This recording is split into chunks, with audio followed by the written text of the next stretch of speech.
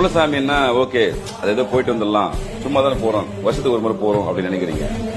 குலசாமின்றது நீங்க நினைக்கிற அளவுக்கு சாதாரண தெய்வமே கிடையாது.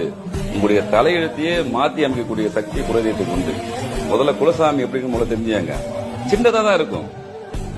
கீர்த்தி சீதெல்லாம் மூர்த்தி பெருன்னு சொல்லுவாங்க பாத்தீங்களா, அந்த மாதிரி கல் இருக்கும், ஒரு செங்கல் இருக்கும், ஒரு வேப்ப மரம் இருக்கும், ஏதோ ஒண்ணு இருக்கும். ஒரு அடையாளத்துக்கு தான் அதை வச்சு வச்சிருப்பாங்க.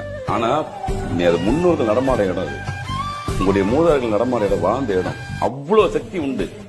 இன்னொன்னு முதல்ல புரிஞ்சுங்க, உங்களுடைய பிரார்த்தனைகளை இப்ப நிறைய பேர் ஒண்ணு சொல்லுவாங்க தெரியுங்களா, நான் எல்லா கோயிலுக்கும் போயிட்டேன், எல்லா தெய்வத்தையும் கும்பிட்டேன், ஆனா எனக்கு எதுவுமே நடக்கலன்னு ரொம்ப நொந்து போயிடுவாங்க.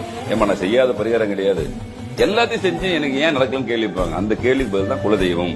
உங்களுக்கு குலதெய்வ அருள் இல்லை அப்படின்னா உங்களுக்கு எதுவுமே 100% நடக்காது. ஃபர்ஸ்ட் குலதெய்வத்தின் ரொம்ப மஸ்ட். ரெண்டாவது விஷயம், உங்களுடைய பிரார்த்தனைகள், நீங்க சாமி கும்பிடுறீங்களா,